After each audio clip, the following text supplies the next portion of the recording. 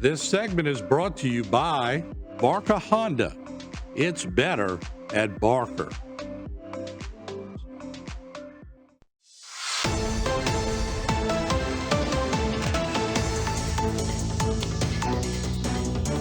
Hello and welcome to this edition of Bayou Time. I'm your host, Keith Whiteside, licensed clinical social worker with Terraborn Home Care.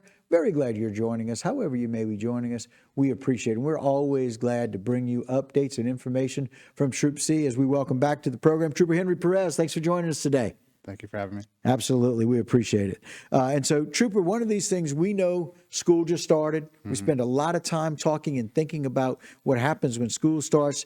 But, man, the start of school season also means that we're kind of starting with grinding season as well with sugarcane. Let's just talk about some of the things that are really important as we stay safe on the highways. Yeah, so the season's about to start at the end of September. It's going to last probably till the end of this.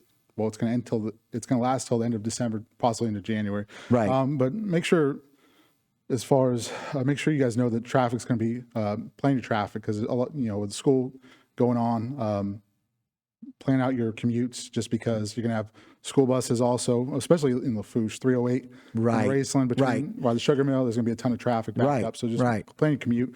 If you could possibly take LA1 instead just to get to where you're going, possibly do that. Right.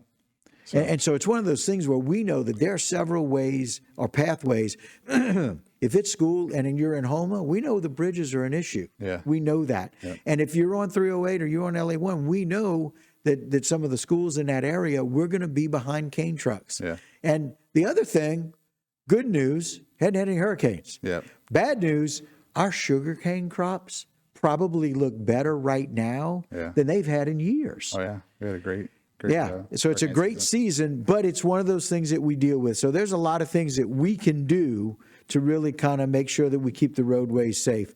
And again, important through school zones, but just knowing we're going to get stuck behind a cane truck at some point if we live in South Louisiana. Oh, yeah, definitely. Just make sure also when you're behind them, make sure you have proper spacing just because sometimes I know we all get behind them, stuff starts flying out of them. There's possibly rocks, possibly sugarcane. So if you're behind one, give it a safe distance because sometimes it's a lot of weight stopping, Right. if you're in front or behind. I was going to also mention about coming up to intersections. So let's say if you're at an intersection, that's almost 100,000 pounds in that truck going. If they're coming up to a yellow light, they can't stop on a dime, because if they press on the brakes, they could possibly jackknife or cause an accident. So sometimes they are going to be going through that intersection on a yellow, maybe a red light. Also, if they're coming toward you and you pull out in front of them, from a stop sign, they can't stop, Right. So, thankfully, we haven't had too many serious crashes involving cane trucks in the last couple of years.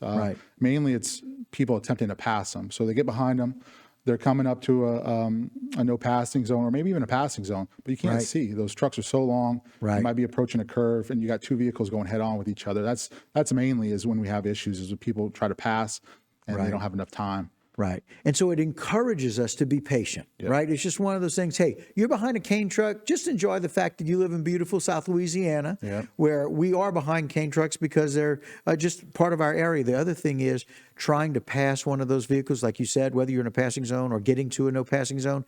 And then if you've got to slow down, keep in mind that truck can't slow down very quickly. 1,000 pounds takes a long time to slow down. 100,000 pounds. 100,000 pounds. Sorry. Oh, yeah. 100,000 pounds. That's a lot of weight.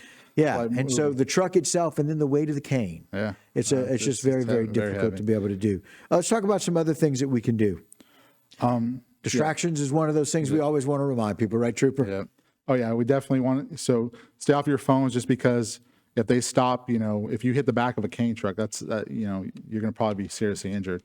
Just if you're moving, let's say you're going to speed limit, say you're going 55 miles an hour and you hit the back of a cane truck, they're gonna win. Definitely, the back of it is going to win. So just make sure you're not distracted. Stay off of your phones. And a lot of times they're not, like you were saying earlier, they're not on the road for that long. They're only going a few miles. They're only going from 3 to 5 miles from wherever they're going from. So if it's in Raceland, they're going from just north of 182 to the sugar mill, or going just from coming north. So it's they're not going too far. Right. So again, just to be a little patient if we can.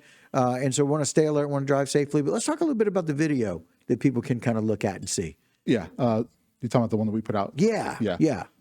Just as far as, we told everybody be patient, give proper spacing. Plan out your commute, avoid distractions. Right. I know. Also, I wanted to say is if you're behind one, you do see a hazard, report it. Just because a lot of times we're unaware. If we're not behind the truck, we're unaware of any hazards that might be possibly going on. Okay, very good. And again, we've done much better these last few years, as you mentioned, less fatalities. Yeah. As it relates to When I was looking back, I think it was we haven't had one in over 10 years. Yeah, fantastic. And so, again, motorists are wearing their seatbelts, fewer deaths involved impaired drivers. We're just doing a better job. Oh, yeah, definitely. And so I love the fact that you guys come on, troopers come on all the time and make sure that we're telling people this is the way to be safer. Yeah. You can do this. You can do this. Much like everything we went over today. We want people to really heed those warnings and listen. And we want to help you guys. Y'all are here to keep us safe. Like you said, if we see something, if there's a road or there's a hazard, let us know. Oh, yeah, definitely. Right? You want to, and the easiest way to do that? You could call troops. You could call the desk, and they could tell the troopers exactly what's going on, so we could get in the area. Right. A couple of things people always need reminders of: drive sober or get pulled over. Yep. Right. Yep. Always want to make sure we do that, and buckle up every trip. Oh yeah. Always want to buckle up and do that. Right. Definitely. Very good. Troop, I appreciate your time. We appreciate you being out on the road, taking care of us. You guys experience those trucks way more than the rest of us. Yes, sir. We know y'all are patient with it. We're going to follow your lead and do the same. We always appreciate your time. Yep, thank you. All right, guys, that'll do it for this particular segment, but don't go anywhere. We got a whole lot more right here on Bayou Time when we continue. This segment was brought to you by Barker Honda. It's better at Barker.